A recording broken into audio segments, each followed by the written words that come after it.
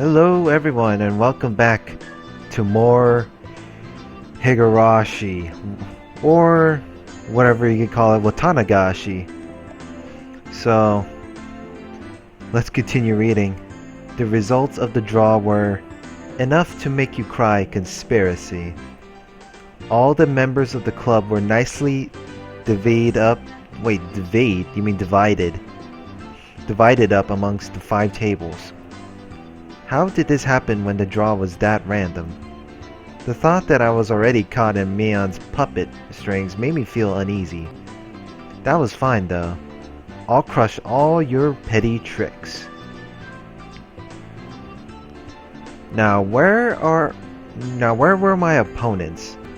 Everybody was headed to the table corresponding to the number on their ticket. The competition at my table was those two, huh? They look younger than me. Huh? Aren't you 2 classmates of mine? Oh hi, I'm Tomita. This is Okamura. Okamura-kun greeted me by nodding his head. So my opening round was to be against my juniors from school. Just saying, but it seemed like a pretty easy matchup. Lucky. Time to destroy them without mercy. Alright then everybody. Please decide on your games and start. With Mion's declaration, the inside of the store suddenly became lively. Everybody was yelling their favorite games at each other, trying to gain an advantage before they started. Even my 2 classmates, who seemed to taciturn at first glance, began to fiercely insist on their own games as soon as the signal was given. Of course, I would kick those suggestions aside. There was absolutely no reason to pick a game your opponent was good at. Sorry, they're all games I don't know. Could you pick something a little more well-known? Of course, they didn't agree to the games I suggested either. I could only smirk bitterly. Naturally, after 5 minutes, this table still couldn't agree on a game. Obeying the rules, we asked the store owner to decide on a game. Clearing his throat, the shop owner brought over a board game from the back of the store. It was a game called Billionaire. Oh boy, the richness. Quite the vintage we have here. Come to think of it, if you lose, you have to buy this game. Oh my god, that damned shop owner. Was he using this competition to get rid of all the games he couldn't sell? I know this one. You guys do too, right? Spin the wheel and head to the goal. Whoever has the most money after we liquidate our assets is the winner. That game is just like Monopoly when I was playing with over my friend's house. Or a game called Life, that is. Because I obviously have no life. Is the winner. The 2 nodded in agreement and finally the game was underway. At that time, I already had a feeling of impending crisis. I wouldn't realize why until the game progressed a bit. 1, 2, 3, 4. Celebrate the birth of your child. Receive $5,000 from everybody. Sorry. Okay, I've built a bit of a lead. 1, 2, 3, 4, 5, 6, 7, 8. Bonus. Receive $100,000 from the bank. What? The tables were turned in an instant. 1, 2, 3. Proceed to the corporate ladder course. Whoa, that's a good route. It seemed like only my piece was landing on the steady spaces. I had doubts as to why Mion didn't bring out board games for club activities, but that reason was laid bare to me before my eyes. That's right. I had only realized it now. This game was completely based on luck. What could I possibly do to make sure I ended up in first place at the end? The ultimate outcome of this game was decided in a place beyond human hands. How were the other club members doing? My eyes naturally wandered off to the other tables. Mion's table was what? They weren't doing anything. Had they still not decided on a game? This naive idea existed to distract me from the most frightening possibility. Mion was lounging about, leisurely holding some juice she bought from the vending machine outside in one hand. When our eyes met, she gave me a look of ease. It couldn't be. She had already finished. What game was it? That easily. It was probably too late to be concerned with that at this point. Only 5 minutes since we started and her two opponents were already beyond recourse. They were sitting there, slumped over in disappointment.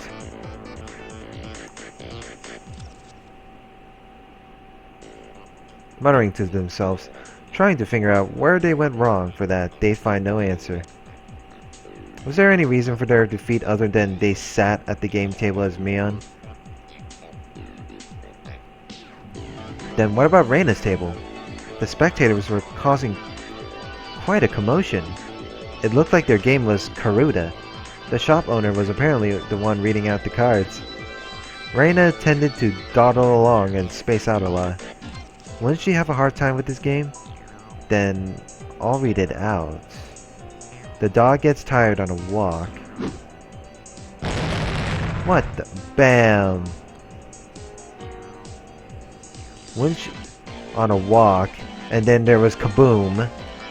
At the same instant, the shop owner began sounding out the words. The card in question disappeared off the face of the table. No, the face of the earth. Impossible. Where did it go? It was against Reina's cheek. She was rubbing it there. Oh, so cute. I'm taking it home. Oh my gosh. Looking at the card Reina was rubbing against her cheek, it was some anime-themed version of Karuta, with rather cute moe illustrations decorating the cards. That's good old Reina, loving those moe shit. Basically, it was a picture of a pretty dog girl with a slightly large chest, panting and half in tears as she was being pulled along on a chain. Oh god. With those types of pictures, even I could play with godlike speed. Of all people to play that game, it had to be Reina. Yeah, like always. It was entirely possible that her fingertips were on the verge of breaking the sound barrier. It's over. Mion smiled coolly. Seeing no further reason to keep watching, she turned back. So cute, so cute. Even if Reina wins, I'll still buy these cards. I'm taking them home. Oh. God, these... whatever these lines. Oh god. After that, the second the cards started being read out, boom and kaboom. Such decisive sounds echoed. Well then, how about Satoko? Oh, she was playing a rather orthodox game. Concentration. Judging from the distressed look on Satoko's face, it seemed that she was struggling somehow. One of the main characteristics of concentration is that the pace of the game speeds up as it goes on. As the number of cards to memorize decreases, it becomes easier to match several pairs in a row. What the hell, is this a matching game or is this like a time-based? It wouldn't be exaggeration to say that the first person to take over the flow of the match can run away as the winner. The cards still in play had decreased. If you memorize the cards that had been turned over before, you should have a good chance to sweep the table at this point. Satoko probably knew the positions of all the remaining cards. However, her turn came a little too late. If her opponent followed up, the match would be decided. Hojo, sorry, but I'm also aiming for the prize money. Don't hate me for this. This guy. Did he have the locations of the remaining cards memorized? He was completely certain of his victory. The tension on his face relaxed. Humph. It's over. I whispered that in a bored manner as I turned my attention back to my own game. I spun the wheel. 1, 2, 3, 4, 5. What? No way! The ace of hearts should have been there. Here. There was a commotion at Satoko's table as the shout rang out. The other two at my table turned around in surprise. I didn't. After all, there really wasn't anything to be surprised about. So I'm guessing this is just a good daily slice of life of board gaming? I don't know. The onlookers were confounded, most of them certain that the Ace of Hearts should have been there. There's no way. I must be seeing things. It must have been because I was excited. So assured in his victory, the distress over his defeat ran deep. That's how it is. If his opponent wasn't Satoko, then the Ace of Hearts certainly would have been there. What a fool. When you're up against Satoko, you can't let your guard down for a moment until the battle is over. Keiichi-san, you still haven't finished your match. You have no sense for these things. With a refined tone of voice reserved for only winners, Satoko called out to me. For the casual observer, it must have looked like she only eked out a victory. From my point of view, however, she was only playing around. The roles of winner and loser had already been decided. It was nothing more than child's play. The laughable part about it was that her opponent didn't know his role had already been assigned. Nice work there. Oh god. Setting up a farce of a trap with the Ace of Hearts. My opponent only walked into one of my traps. Yeah, of course, you mischievous bastard. Even then, one was more than enough. Satoko was a trapper. What the fuck are you gonna do? Hunt down bears with fucking bear traps? Well, I don't know why I'm saying this. Her true talent was never having one misfire. Setting off only one trap was more than enough? Huh, ain't that cool. The fact that the other club members were winning one after another with their own brand of play only added to my impatience at my own lack of progress. Alright, how is Rika-chan doing? How is our club's sly little fox doing? What the heck is that? Over in that corner, the mood at that table was decidedly different from the others. The game at Rika-chan's table was, you know, the battery-powered fishing game? The one where the fish opened and closed their mouths as they rotated on the platform, and you used a magnetic fishing rod to pick them up? That old thing. It seemed they planned on competing by seeing who could match the most fish, but it had become an atmosphere you could hardly call competitive. Wow, I caught one! That's not competitive fishing. It's just like casual olden days where some buddy of mine was out fishing and all he does is like relax while waiting for the fish to bite its line. You're so good. Rika-chan, you're good at this. Oh my, she caught another one. Rika-chan is really good at this. I knew that Rika-chan had already charmed her opponents along with the onlookers before the matches had even begun, but brilliantly played. That corner had become an informal meeting at the Rika Farud fan club. It's Rika-chan's total victory. Total victory. Rika-chan's good at fishing, isn't she? What Rika-chan is trolling for probably isn't fish, but trolling. Hearing that, she glanced over my way briefly. Yeah, trolling. This internet translation is perfectly beautiful. English translation, alright. Trolling. Hearing that, she glanced over my way briefly. This is my way of getting serious. That's what I heard. This is a masterful technique that only Rika is allowed. Only Rika can do. Yeah, a masterful technique. Maibara-san, it's your turn. Oh, sorry. Guess it is. 1, 2... Fined for tax evasion. Pay $50,000. Good lord! In contrast, my game... What an unseemly situation this was. Noticing the uneasiness creeping across my face, my companions came to see how I was doing. Huh. Keiichi-kun, could it be you're struggling? You're struggling? Okamura, right now, how much money do you have? Okamura, who had wrung lots of money out of the elite course, began to count through a stack of white $100,000 bills. About 980,000, I guess. How much money do you have, Tomita? Ah, I have 880,000. I'm still close enough to turn this around. Those two. It looked like they could easily surpass $1 million. Well, hey-chan, how much do you have? Mayon's tone of voice was grim from the get-go. Well, damn, she looks pretty serious, alright? It was her disappointment and disgust as club president. It can't be helped. There's no strategy involved other than spinning the wheel in this game. How am I supposed to cheat? Tell those two to close their eyes and count to 100 while I rig the wheel.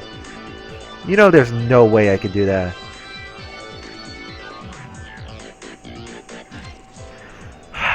You know, when I was playing Monopoly at my friend's house, I don't think it matters if it's competition or not. Like, you have to be lucky in order to land on specific parts of the game, whether you lose or not, like money-wise.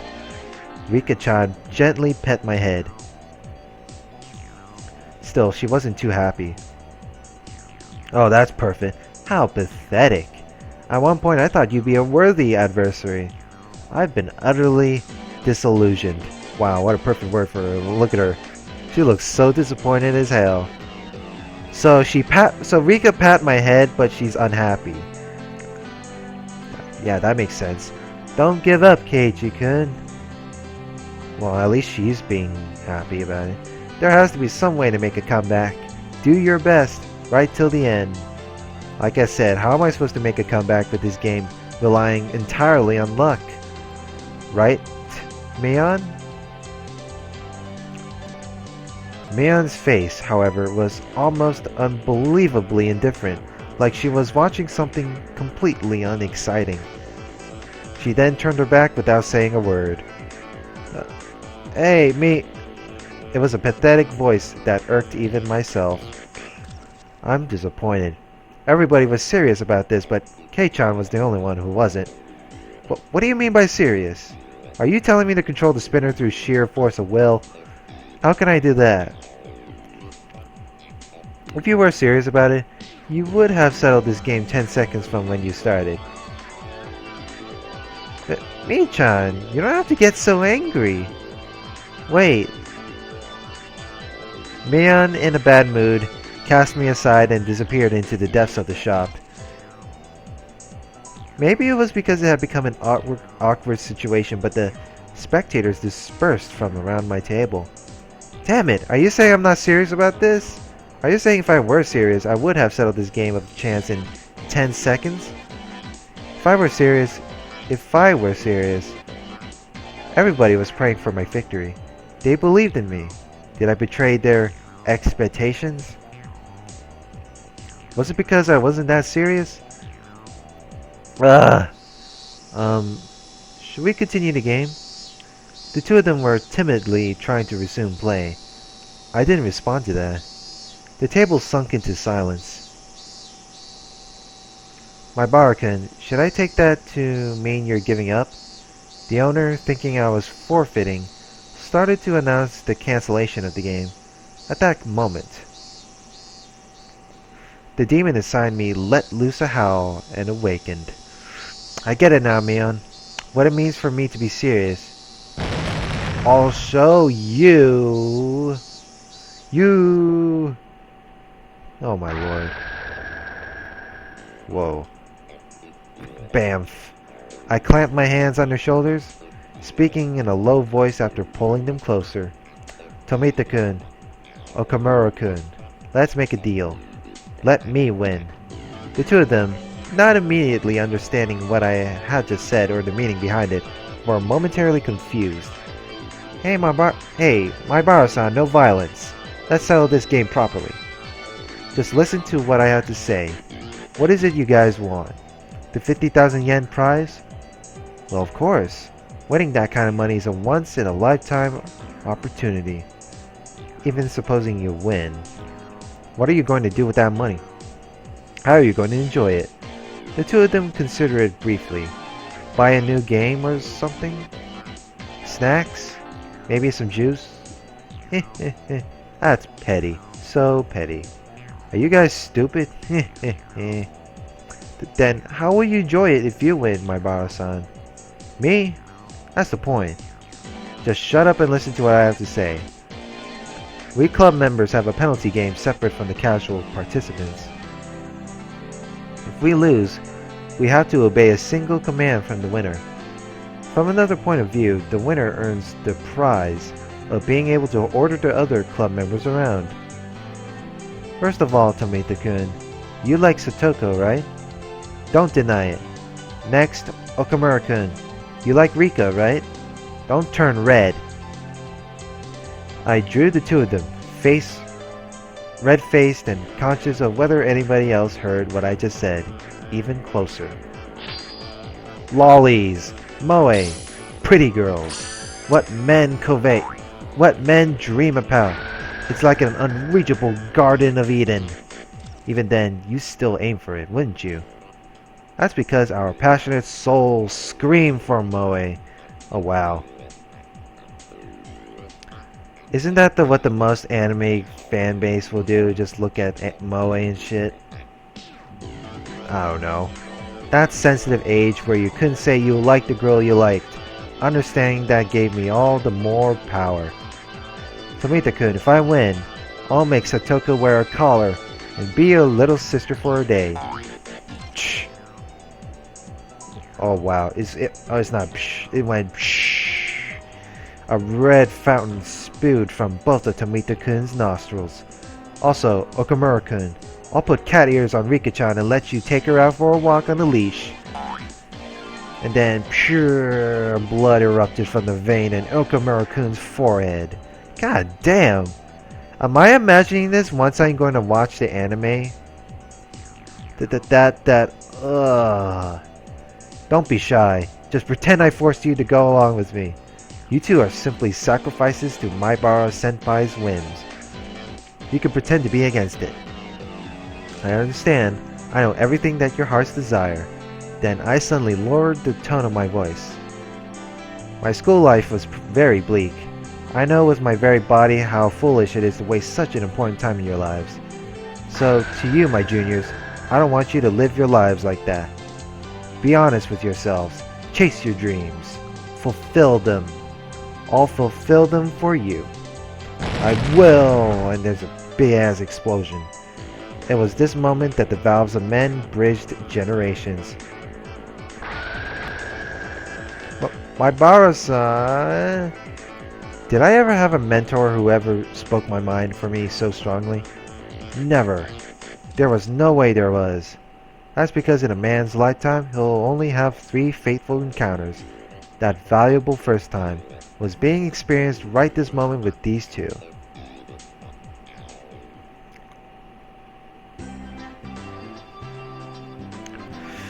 I don't know.